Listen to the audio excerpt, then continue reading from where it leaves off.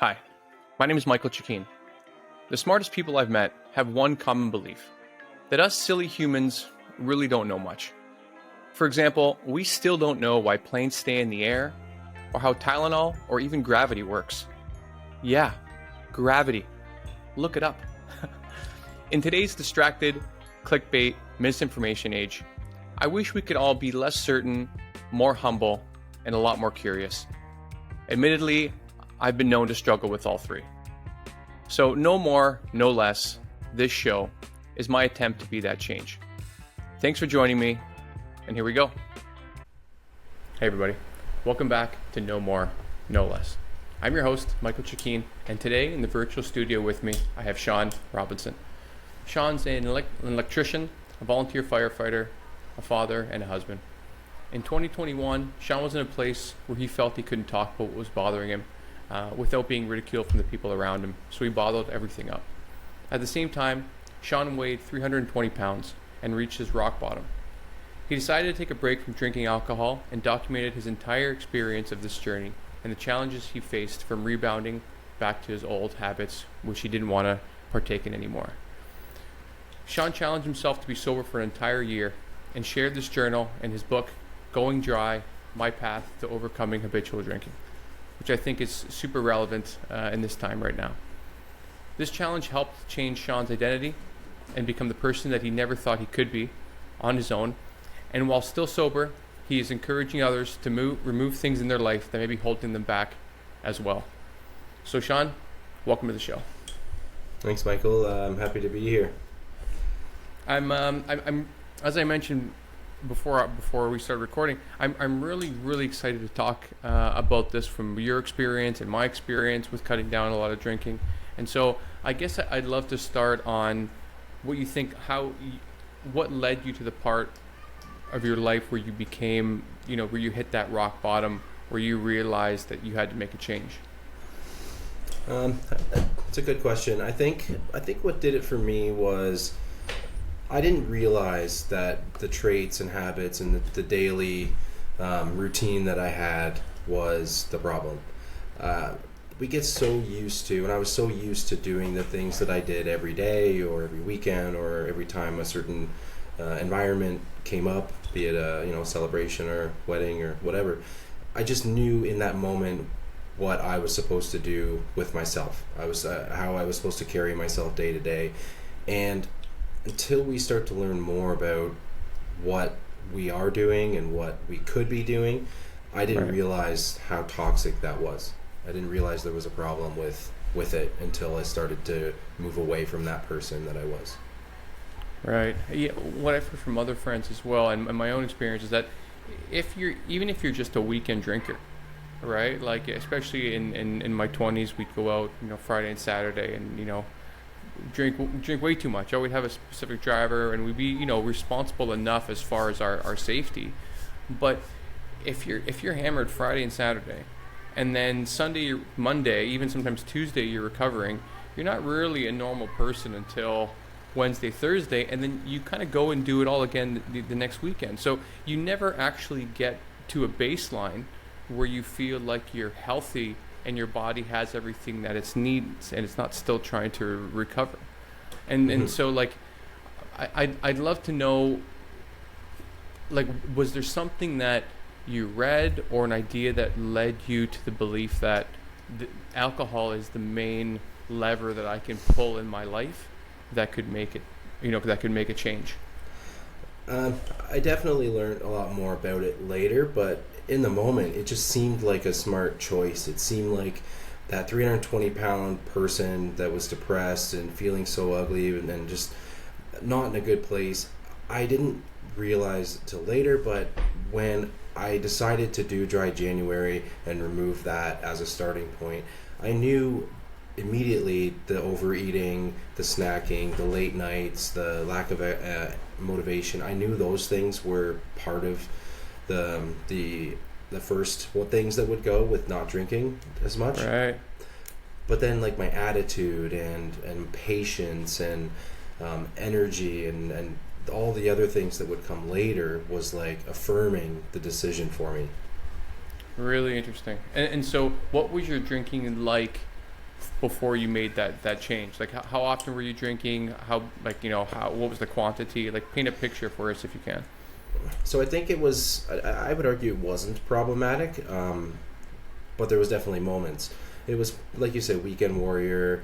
It was after work. I wouldn't always have it. I didn't feel like I needed it, but if it was a nice day and, the way I was, routine to, or habitual to be, if I was barbecuing, if it was nice out, or I just cut the grass, or certain Right. different things, to have a couple drinks. And if it was like somebody would come over, or we're going down the road to somebody's house, it was, there's more drinks there, and the social element would drive me to have a few more.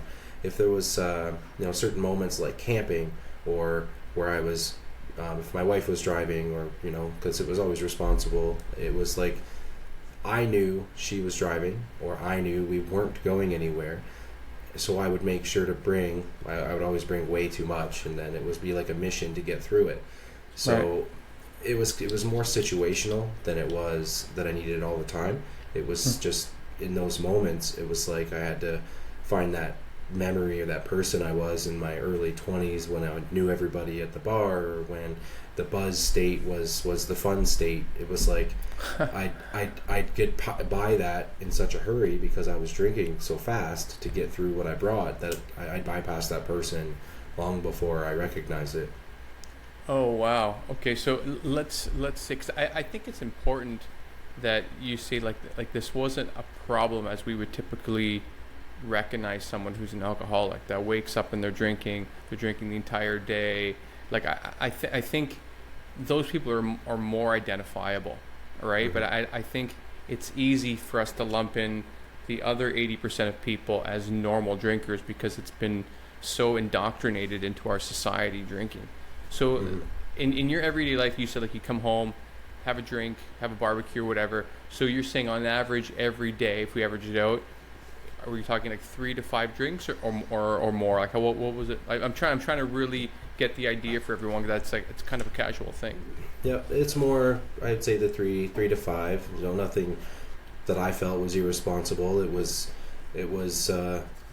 basically the average would be 3 to 5, and then on the weekends or something, probably a few more if I didn't have to go anywhere. The kids were in bed, and I was just watching a hockey game, football game or something, and could just have that. It definitely was a social, I think, common drinking ritual, if you will, that I had, that I didn't feel was very unique. And when I started on the journey, and I was looking for some media and some books and some information, when I started that part of my journey, I wasn't finding the version that was what I was going through. I found different extremes and different things. There's lots of content, but just somebody trying to make a healthy lifestyle change and deal with the pressures of not drinking in a situation, I wasn't finding it. So when I was getting through the better part of the year, that was, and I'm still not drinking now, but the better part of what became this book, it was, to put it out there for someone else that, like myself, couldn't find that version. Amazing. I think I really love that. That's the reason why you wrote the book. And like the social aspect, I'm going to talk about later, because I've had my own experience when I first did my 6 months of zero alcohol. I'd like to hear from you. When you're first doing Dry January, when was it that you realized that you were doing something different, that it was like really, really big for you? Was there a moment in Dry January that like kind of light bulb went off for you? I think in the beginning, it was easy for me to get started with Dry January because other people were doing it. And actually, as the month went on, the people around me, their first obstacle came up, and they would let go and go back to whatever it is they were trying to get rid of. Right. And I felt differently, because as people would drop off, I didn't want to give it 2 weeks and not continue. So I committed to doing the full month of January, and at that time I didn't know how much further from that, but doing the Dry January, getting through those first couple weeks, that midpoint of the month when people started to drop off, I really felt motivated to at least complete the entire month. And then by month end, I just didn't feel like it was enough. I was starting to feel better, starting to get more motivation, wasn't as irritable. The Right. hangover, if you will, doesn't last once the headache's gone. For me, it was like I was miserable. It was impatient. It was extending beyond just that 1 to 2 day window after drinking, and Right. by the end of January, I was already feeling such a huge difference. Amazing. Yeah, because I remember, I think it was 3 weeks into my 6 months that, like, I felt like a fog that I didn't know I was under had lifted, and I started sleeping better. I was just, I don't know, I was just faster and more alert, and I was like, what's extra sense am I activating right now to be like this? But it's funny how you said, like, everyone just bails, and it speaks to how ingrained it is to our social structure that we don't, and I hopefully it's changing now, but we don't think that we're able to, like, function in groups without alcohol. And I don't know if it's like an inherent anxiety that we have of being in groups. I'm not really sure, but it feels like everyone has to have a drink at all times, or otherwise you feel like, oh, I don't want to be around other people. And I hope that we can, supersede these feelings over time. And like you said, the hangover itself is a headache that lasts 1 or 2 days, but it really lasts into, like, your sleep, because you're kind of always in recovery, if you will. So take me through the subsequent months of how things started feeling better, and when you maybe you decided, oh, shit, maybe I should lay off the booze in general. So at what point after that first month did you really get the sense that something in you, and, like, your physiology, your cognition, that things were changing for the better, and that maybe it was a good idea to say goodbye to booze for a longer amount of time? So once I was getting through the month of January, I started to, because I work about 45 minutes to an hour away from home, I was finding that I was getting tired of the same music and the same playlists, and I thought there's a better use of this time. So I started reaching out and looking for podcasts and stuff and audiobooks that I could get into that would help. And while that was never something that I thought was for me, it was never introduced to me in the circles, the people that I'm around in the construction and firefighting, and the people around me weren't doing it, so I never thought it was something for me. So once I started to look into different things and listening to podcasts, hearing people, and the way I got into it was listening to celebrities, actors, athletes, people that I thought I could relate to, just hear that they're normal like everybody else, but the kind of things they went through. And when I felt like I could relate to that, I started to apply some of these things and listen to the books they were recommending, and listening to the books that those people were recommending, and Cool. the podcasts, and kind of finding myself in this wormhole of information. And all of that information, and learning about habits, and learning about routines, and learning about health and lifestyle, and starting to apply some of these things into the next month, into February, and then into learning about 100 days being this magic number for changing a lifestyle, and challenging myself to get to 100 days. And using a lot of the information that's available in these platforms and shows like what you have here.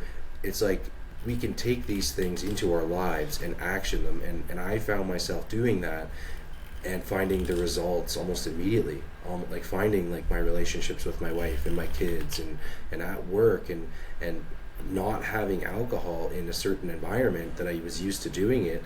And I know some of it was like learning how to walk again, but to go camping or go to a concert or go to these places that I was so used to having it and not needing it, like I could find myself in that environment again, but as a different person.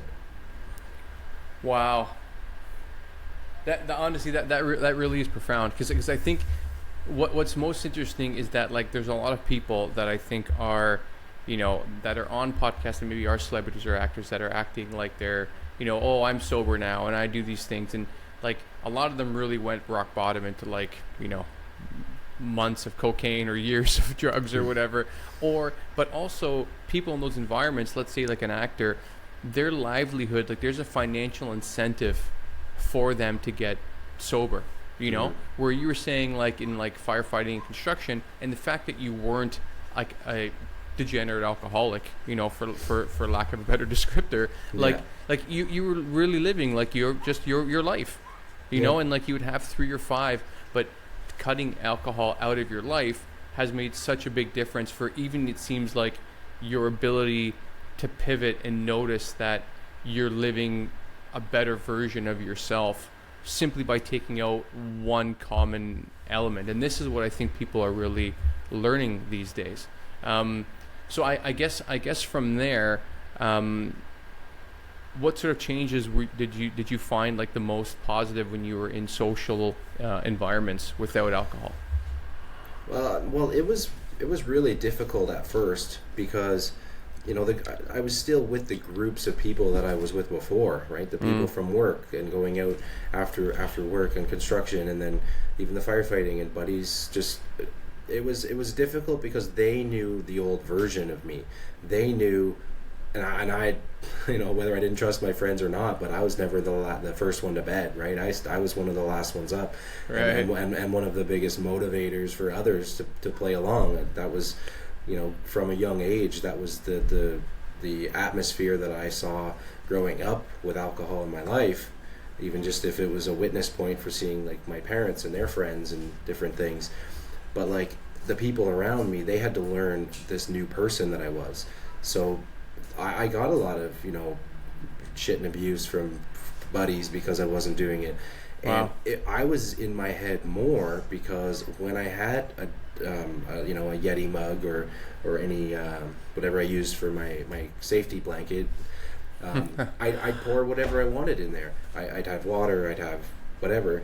And in the beginning, I was more worried about what was in there than they were, right? Like it was like they were just wanted me to be involved. They just wanted to do what we always did.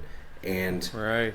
it wasn't until I got out of my own head a little bit with how I felt about what was in my cup that I really started to enjoy those moments, that I really felt the confidence to be like, these guys don't worry. They're not worried about it because they know they're learning the new person that I am now. They're learning the new me. So once I got Right. away from what I was thinking, did the people around me start to see that I meant it this time, or that this was okay. And this came out in small things. This came out in, all of a sudden, and I didn't drink the 0% options right away because I didn't want that to be a replacement for the other. But once at the end of the year, once I started to have a couple of those as a social thing, it was like they started to have some available. So if there was a chance I was around, it wasn't like I was drinking water or drinking a pop or soda or whatever. They Right. started to accommodate it a bit better. Right. Sounds like a sweet group of guys. Because I mean, I think in the beginning, yeah, I think everyone on both like your side and their side, and I experienced this as well, is that people are like, they want to include you, and so their way to do that when they realize you're changing is to push you to drink. Like, well, come on, just have one. What's the big deal? Well, I don't Yeah. want to drink alone. You have to drink with me. And so you kind of have to push down that wall a little bit until they realize, like, no, this is me now. Like that other person doesn't exist anymore. And so I think both sides get a little bit nervous. We're like, well, how is this new relationship going to calibrate? Like, is it going to mess up individual relationship? Is it going to mess up who I am in this group? And so everyone's trying to sort of recalibrate what the social environment is. And then once things like have died down, or especially since this isn't it doesn't sound like these are groups based on drugs and alcohol. Like you guys were together because you're social and because you're friends, and alcohol happened to be involved. But it seems like once everyone calibrates, then it's like, okay, this is how we understand it. And have you seen that? Have you seen that as well? Yeah, definitely. And it is such a staple in those environments, right? It's a social Totally. staple because it's just the way it is. It's the way we feel we automatically have to do it. It's like having a baseball at a baseball game, right? Like you go out with friends and it's like a society expectation. It's a habit, it's a ritual, it's whatever. But it's like you just have to have alcohol there because beer is acceptable or wine is acceptable in those atmospheres, whatever they may be. And it's like they don't have to be. It's just what we're used to doing, and that's Right. where like my relationship with it and where my book went, and kind of what I'm promoting is getting rid of that habitual drink, or getting rid of that habitual whatever that we carry with us, that's holding us back, or maybe holding us back from who we can be, or what maybe we should be. Right. What we can be and what we should be. I want to put a point on that, because it's even. I was at a barbecue last weekend at a friend's house, and this guy's a great friend of mine, but a lot of his group they're definitely like habitual drinkers. It's like it's how they socially lubricate. Like, you go there for that barbecue and that fridge is full. There's coolers everywhere, and it's honestly a really good vibe. And no one's getting trashed during the day. Everyone's just having a few drinks. But I was the only one that brought like 0% Corona, right? Which honestly I just found recently, and it tastes great. Like it tastes exactly the same. And but like I think every single person had a comment.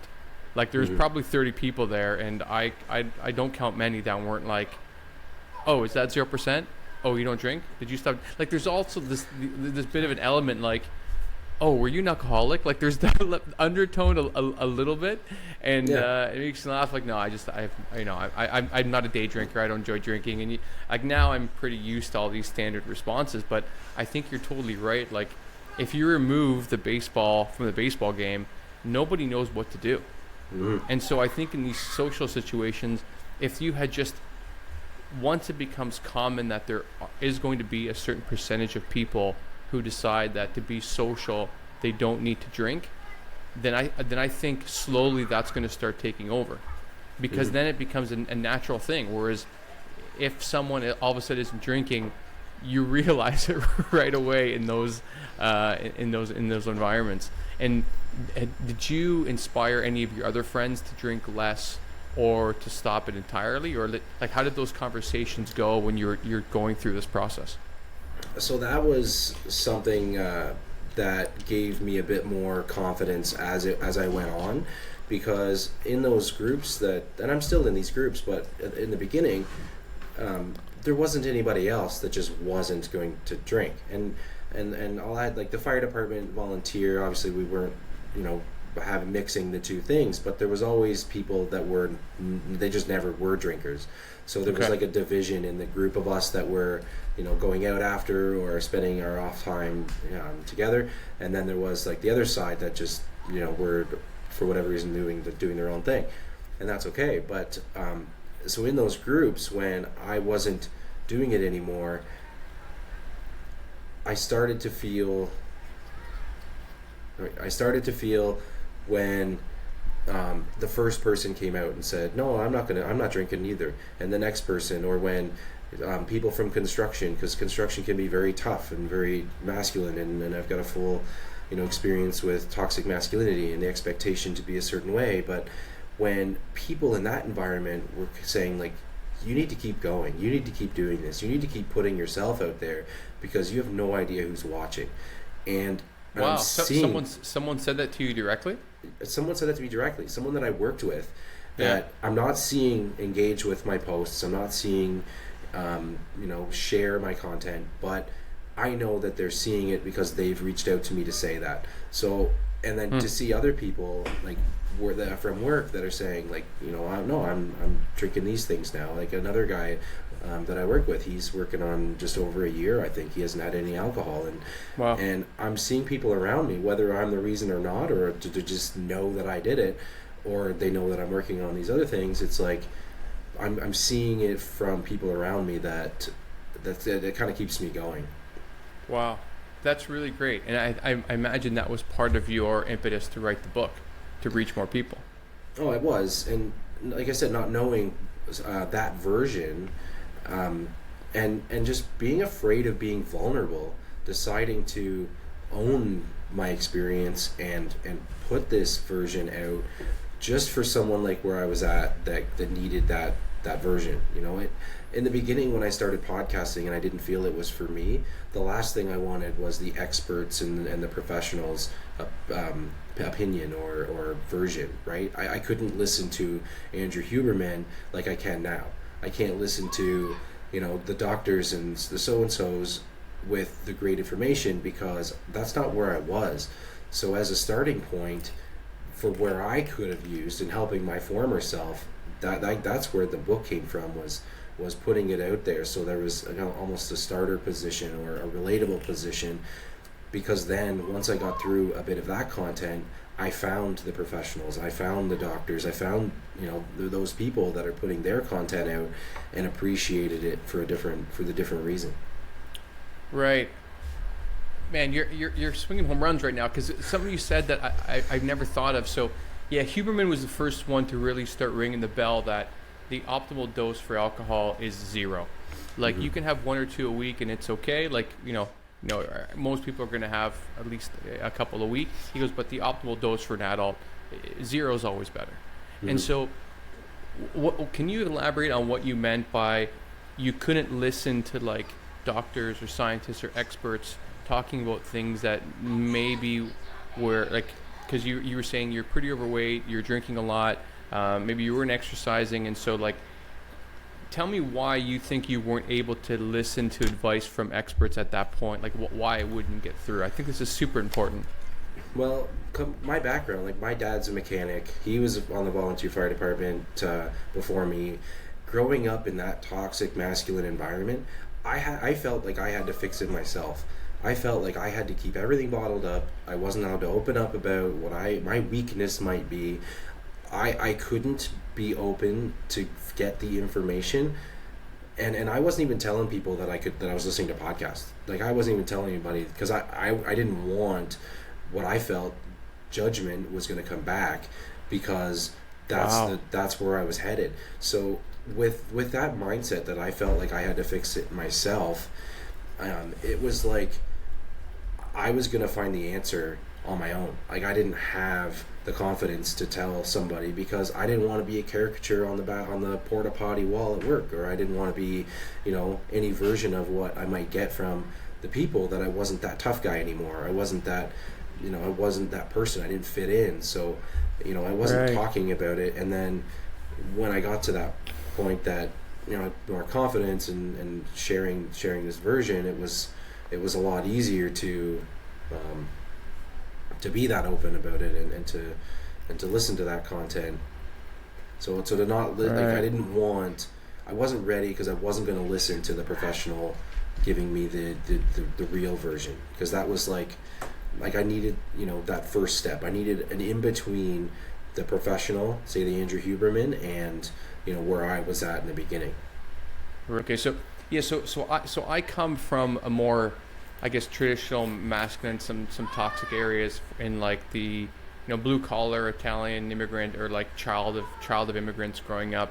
And so I have this idea of this this gigantic man box that's kind of all these bullshit ideas of what you have to be a man, which is essentially impossible. But the concept of how you're saying that you didn't feel comfortable enough even talking to these guys that you're listening to this podcast about experts and stuff like that, like that's pretty far removed from my experience. So I would love to hear you talk about that a little bit, for like why you couldn't even open up about that, because that's such a barrier.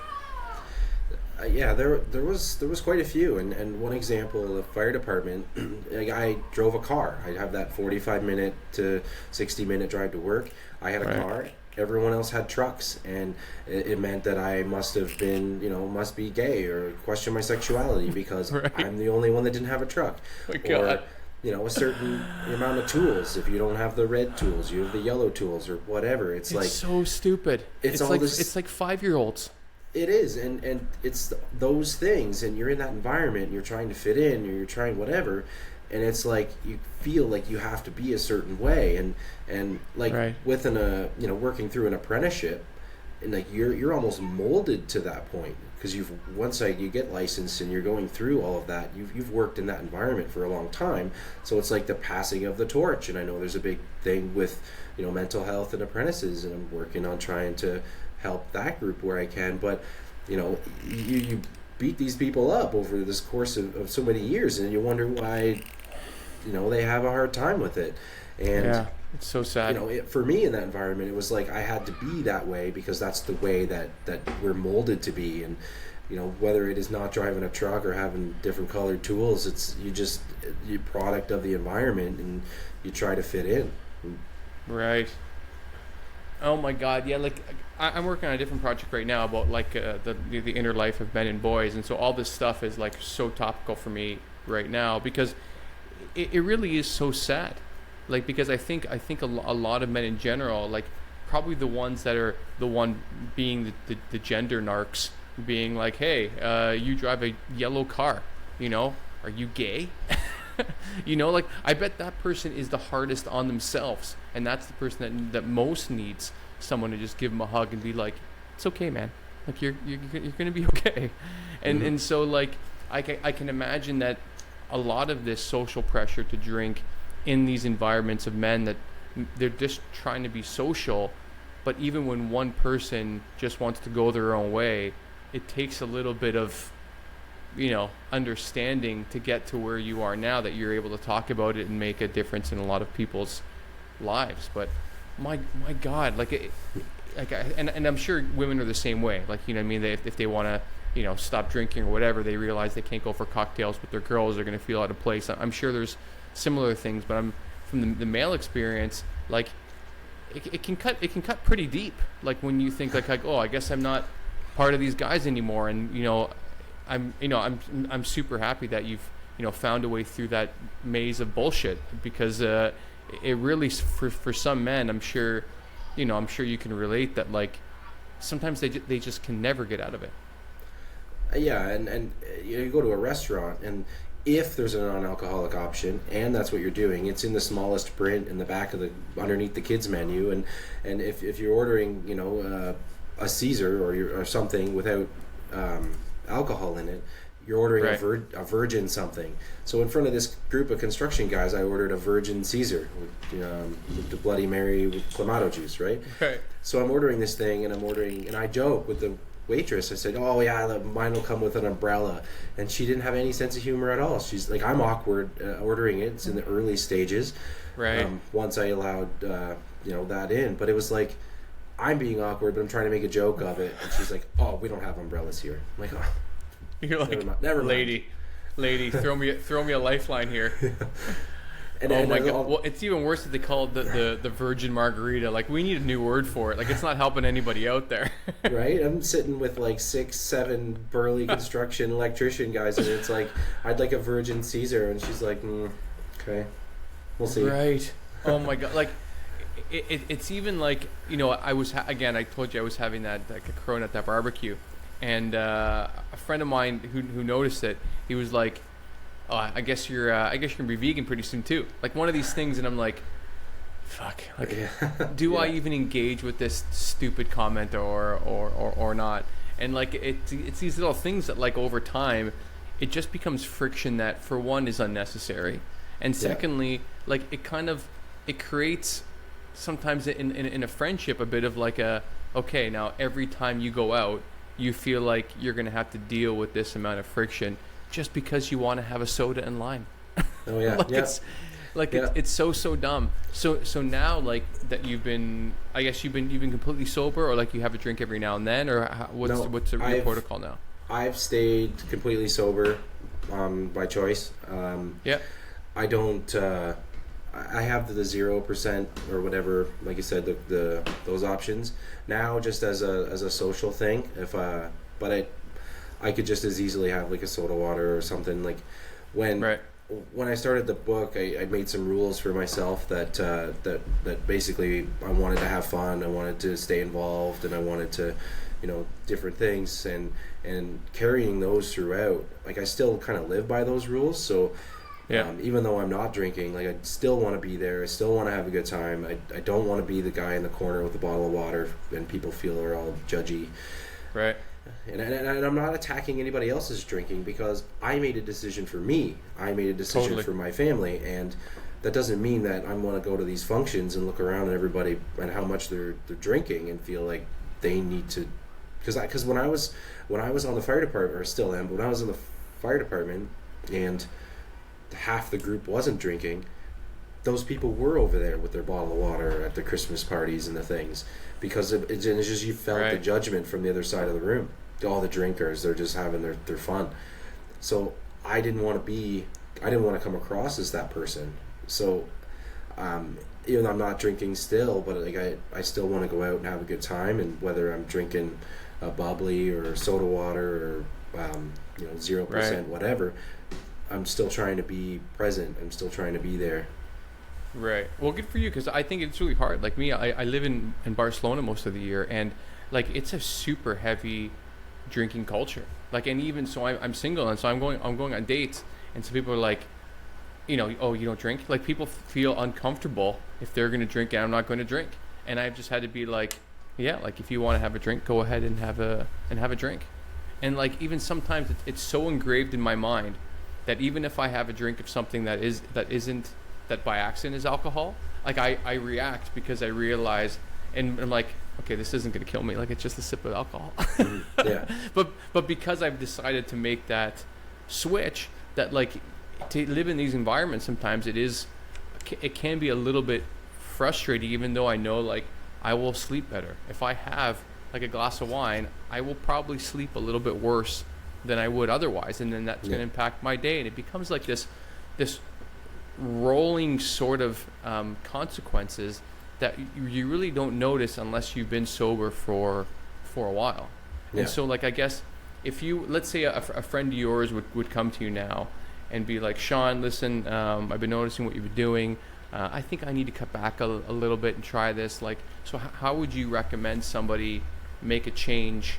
Like, what's the duration? How would they start? Like, what was the playbook that you would give them?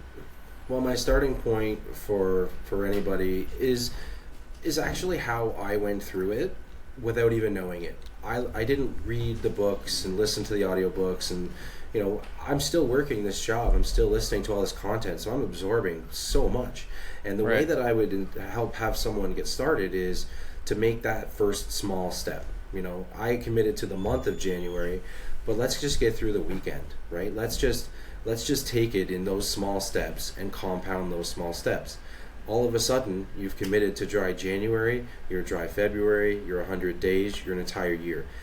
Adding on to it when you feel comfortable in small doses and maintaining it, and keeping track, right? You want to be consistent. So, the way that I was doing it, I was circling the calendar. I wasn't telling anybody what these circles meant, but I started working on more things. I was brushing my teeth twice a day, which, I wasn't doing very well. I was drinking more water, and I had X's and circles and notches and all this stuff on the calendar. And amazing. I didn't want to be vulnerable, so if anybody saw this calendar, it was in the garage. It was right there on the wall where I see it every day. Right. Well, what's all this stuff? I could make up whatever I wanted. I could tell them whatever these things meant in whatever context, and it didn't matter. I knew what they were, but I was keeping track. I had all these things on this calendar, and if anybody saw it, it was, it didn't matter. But then all of a sudden, all these things would get to the 100 days or would get to wherever, and then I would take depending on what it was, I'd take a challenge and I'd say, okay, I'm going to stop tracking it. I'm not going to track that I brush my teeth anymore. And then it's just a lifestyle now. Like, I can't leave my house in the morning without it. I can't go to bed without brushing my teeth. And it's just something that I was relaxed on before. And like drinking or whatever the habit or whatever we want to work on, start in small steps, make it something that's achievable, and stay consistent with it. And then once we're getting to a point where we feel comfortable, let's add to it, right? Let's add another thing, or let's, if we want to go for a run, don't just sign up for a marathon. Let's just start by putting your shoes on. Right. And how was your partner doing this? Because I think you mentioned that you're married. How did that go when this transition was happening away from drinking and all these other things? So my wife and I, there was definitely some moments where I had too much to drink and was loud and mouthy.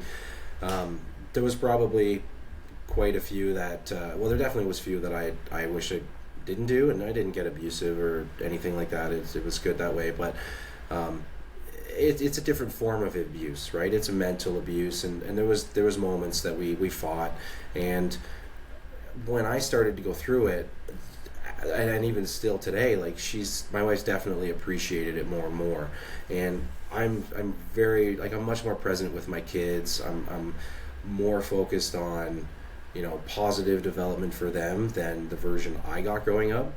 And Right. like the yelling and the different things that I had growing up, I'm not doing that, because we're not raising our generation. We're raising our kids' generation. Amazing. So there's a lot of things that I've been able to do, and that's where my going dry mindset, or my going dry mentality is about leaving that thing that's holding us back, because I wouldn't have became this person if I didn't get outside of that box that I thought I had to stay in.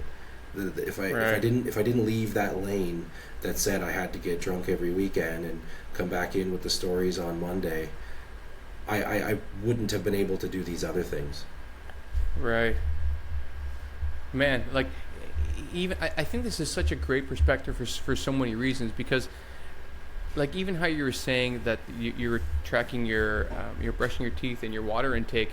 Like, I want everyone listening, like especially a lot of women listening, to realize how bullshit a lot of like these masculine norms are that we have.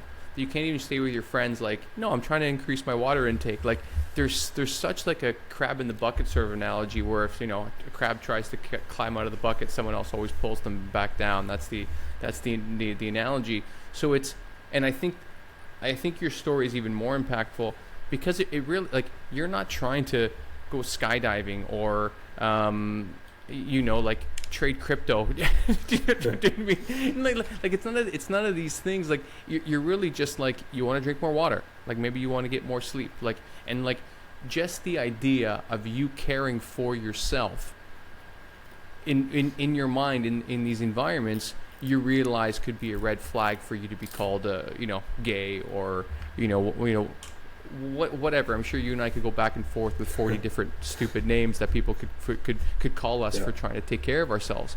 And I hope that it makes an impact when people hear things like this, because it really is fucking stupid, and it really hurts us in a really big way, because I think, like, when men are so disconnected from who they are, from loving themselves, then I think it's harder for them to accept love from other people. It's harder to give love to other people, and it just starts with the basics, like you said, of just like, I want to sleep better, so I'm not going to drink, or I want to drink more water, so I feel better, or I want to brush my, like, these real basics that I think sometimes in these environments as men, we don't feel like we can take care of ourselves. And like, honestly, I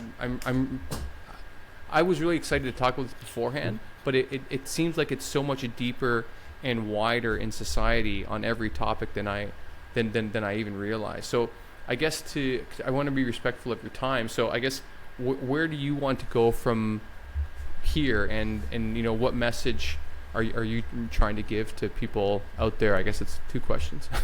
I think my message is that if we're always worried about judgment, human nature is to feel like we're being judged, but we all think that people around us are judging. So when we think people around us are worried about what we're doing, they're just thinking about what we think of them. So we have to come out of that box, and we have to stop thinking that everyone around us is thinking everything we're doing is wrong, and just do what works for you. Right. And the thing that I would suggest is, this was about drinking for me, and what drinking was doing from holding me back and becoming a different person, or the person that I wanted to be, or I didn't know I wanted to be that person, but that's where this has gotten to. And it doesn't have to be about drinking. It isn't that the people listening, alcohol is that vice for you. It could be anything else. It could be Right. shopping. It could be sugar, donuts. It doesn't matter. It's Weed. there's Like, something. it could be like all sorts of things. Yeah. Absolutely, and it's not only specific to one gender. I'm speaking from my perspective. So drinking for me and what I went through, it's about just giving up. That's something that we secretly know is holding us back, and just being open to trying things that might be who we are. Like, you might find out a lot more about yourself that you didn't know before. Amazing. I think that's a great place to leave. Thanks, Sean, for your book and for being here, and for the rest of your journey. Thanks, Michael, for having me. I appreciate it. It's been a lot of fun. Yeah. So thanks for listening to No More, No Less. I appreciate the time you spent with me today. So please subscribe and rate the show if you enjoyed it. It'll help me create more amazing content and get that next little bit of validation that I so deeply crave. If you did enjoy it, well, that sucks. But to make sure, I think you should listen to my next 10 episodes and then decide. I mean, come on. Rome was not built in a day. I'm just getting warmed up here, guys. So thanks again. See you next time.